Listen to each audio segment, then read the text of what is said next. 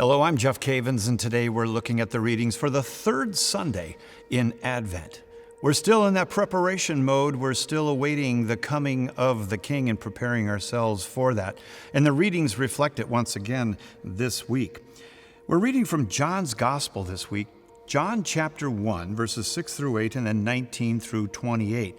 And in the readings here, matched with the first reading in Isaiah chapter 61, we realize something about the way the church puts the readings together to tell us something that is actually very, very encouraging. And maybe you need encouragement in your life. What have you been going through this last year? Have you been discouraged? Have you been let down? Maybe you've become very disappointed in people at work or family or extended family. The readings this week point to a new beginning. They point to a new opportunity. Something is about to take place that is going to change everything. Maybe you've gone through a season of your life where you felt you have been captive. Maybe you have been all tied up in legalities or in relationships that just seem to go nowhere, and you want that new beginning. Well, John speaks in chapter 1. It says in verses 6 through 8, there was a man sent from God whose name was John. He came for testimony, to bear witness to the light, that all might believe through him. He was not the light, but came to bear witness to the light. And then we skip a number of verses and we go all the way to verse 19 of John chapter 1. And it says, "And this is the testimony of John when the Jews sent priests and Levites from Jerusalem to ask him, 'Who are you?'" I bet they were wondering, huh? Who are you? And he confessed, he did not deny, but confessed, "I am not the Christ." And they asked him, "What then? Are you Elijah?" Because there was some discussion that he might be Elijah. He said, "I'm not." "Are you the prophet?" The prophet, which was mentioned back in Deuteronomy, and Moses mentioned that one will come, a prophet like myself. He answered, "No." And they said to him, "Then who are you? Let us have an answer for those who sent us. What do you say about yourself?" And he said this.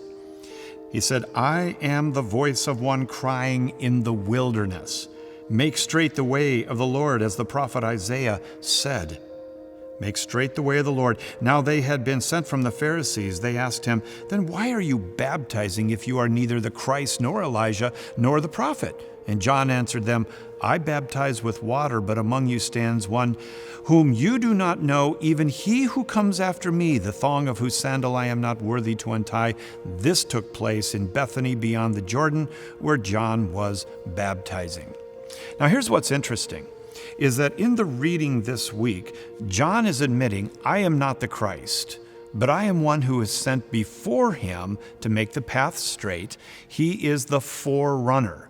Micah talks about the forerunner and the prophet Micah, but there's another place where this is quoted from that is very important, and that is the book of Isaiah. In fact, John chapter 1, which we just read, is coupled with, in this week's readings, with Isaiah chapter 61. In Isaiah chapter 61, it talks about how the Lord will bring freedom and deliverance. That freedom and deliverance that Isaiah is speaking about is in a section of Isaiah that speaks of consolation.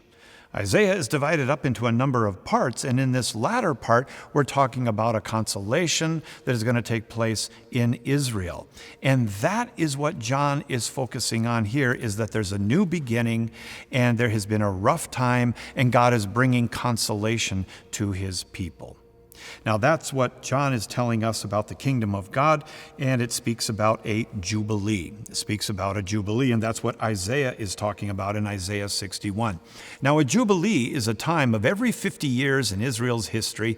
They have a jubilee where they release captives, slaves. They forgive debt. They give property back. It is a new beginning.